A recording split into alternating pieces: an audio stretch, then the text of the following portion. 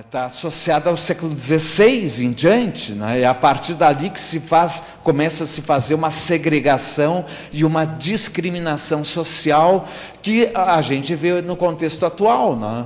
No contexto atual a gente vê inclusive manchetes de jornais dizendo que determinados grupos sociais estão excluídos socialmente porque não passaram pela escola, né?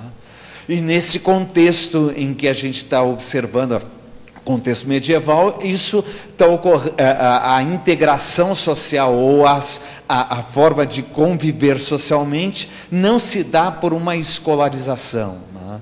Então, são dois elementos importantes e que têm que ser relativizados, portanto, né?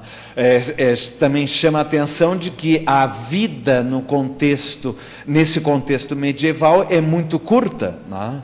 A média ou a expectativa média de vida das pessoas é curtíssima.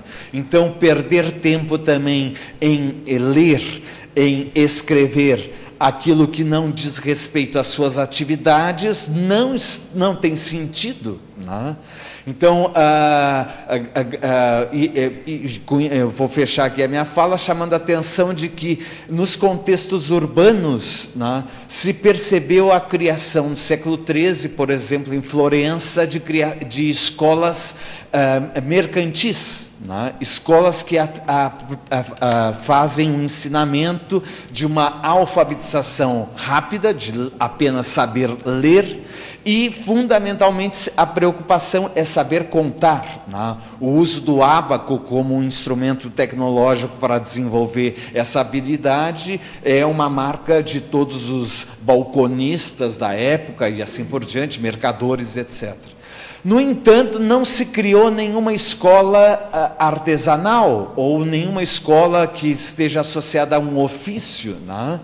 Então, por que razão disso? Bom, é porque no contexto urbano a educação de alguém que vai ser oficial ou mestre em um determinado ofício, ser sapateiro ou que ser pedreiro ou que seja, não se dá pela via da escrita, não se dá pela via da leitura, se dá pela via do convívio, um convívio que não está definido claramente em um tempo. Quanto tempo leva para ser um pedreiro? Ou quanto tempo leva para ser um sapateiro? Não está regulado isso.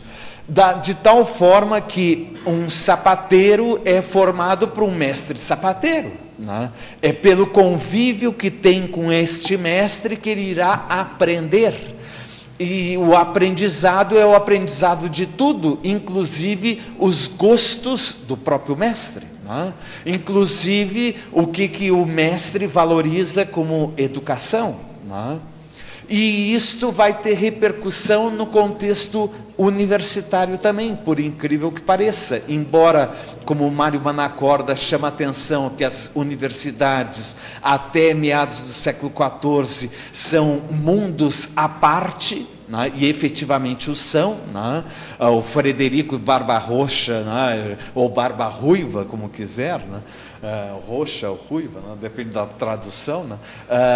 Em 1158 destina às universidades privilégios, isenções, né? Benefícios próprios para se manter, né? Se mantém efetivamente, inclusive, com uma jurisdição própria. Alguém que comete um crime e é universitário, é o estudante, é o professor, será julgado por não leis comuns, mas as leis da jurisdição universitária, né? Então isso faz com que a gente possa perceber que no contexto universitário de então, também o tempo como uma marca de aprendizado, como marca nossa aqui que o tempo já está urgindo e temos que terminar inclusive esse bate-papo, temos que ir para as nossas aulas, terminar o ano, temos que fazer essa marcação, né, regular. Não existe nesse contexto, ou ela é tão sutil que ela não se faz presente. Então, com isso, eu passo adiante aqui para o Rivair também poder conversar um pouco aqui. Olha, eu estava conversando aqui com o Galino, é o seguinte, primeiro que essa conversa iria ad infinitum, né? Porque então, nós já falamos muito. gostamos do tema, e o tema é livre, né? Idade Média, então iria, certamente, mas temos um tempo, enfim, e tantas coisas foram faladas interessantes, eu vou tentar pegar alguns aspectos aqui e tentar um gancho com a obra do Galina, que está fixada no século XII. Bom, a mim me chama a atenção que esse século XII é o século do Renascimento, né, desse renascimento intelectual, mas também é o século das Cruzadas. Então, são duas faces diferentes, né? A face do repensar, mas também a face de uma violência endêmica da sociedade medieval. E o dado que eu gostaria de explorar, a partir de tantas questões que foram levantadas pelo Jorge, tem que ver com isso. Ora, quando nós pensamos num cavaleiro latino do século XII, longe está de imaginarmos essa pessoa instruída, ou essa pessoa, digamos, atuando a partir de uma certa ética, né? uma certa ética elaborada. Um texto, uma fonte documental extremamente interessante é a autobiografia de um príncipe sírio do século XII, chamado Osama ibn Munkid. O Osama ibn Munkid é contemporâneo da Segunda Cruzada, ele nasceu na época da Primeira Cruzada, é contemporâneo da Segunda e da Terceira Cruzada, bem no contexto do Ridley Scott fez ali o Cruzada. E é fantástica a autobiografia desse homem, porque príncipe de destaque, né, da região da Síria, próxima a Damasco, ele teve uma educação esmerada por um mestre, ele teve o conhecimento, o acesso aos clássicos gregos. Ele tem na sua ação uma sensibilidade e uma etiqueta que o diferencia completamente do cavaleiro medieval, que é brutal, né? Eu me lembro da passagem que mostra os cavaleiros cruzados chegando em Bizâncio para ajudar o Alexis Comneno, o imperador bizantino, que ficou tão apavorado, os bizantinos, que fecharam as portas de Constantinopla, porque eles não chegaram assim dizendo, viemos prestar ajuda, né? Atuavam quase como saqueadores, e pelo meio do caminho também foram fazendo o mesmo. Então, esse comportamento violento, brutal, enfim, do cavaleiro cristão, que vai ter que ser educado através dos romances, de uma certa ética, na verdade está um pouco distante de acontecer ainda no século XII. E me chama a atenção da fala do Jorge, um tema que foi bastante discutido pela medievalística nos anos 70 e 80, que trabalha mais com elementos culturais, que é o tema da reação folclórica. Realmente, a classe dominante na Europa medieval, ou o grupo dominante, é partilhado por uma elite clerical letrada, mas por uma elite feudal iletrada e ignorante, né, ignóbil, no sentido estrito da palavra.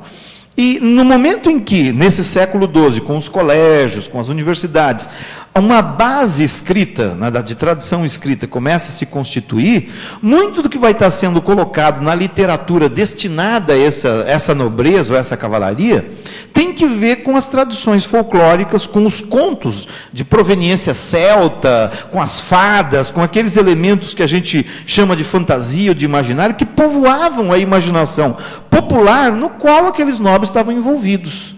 Então, é extremamente interessante estabelecer esse ponto, por exemplo, de distanciamento nosso para a Idade Média.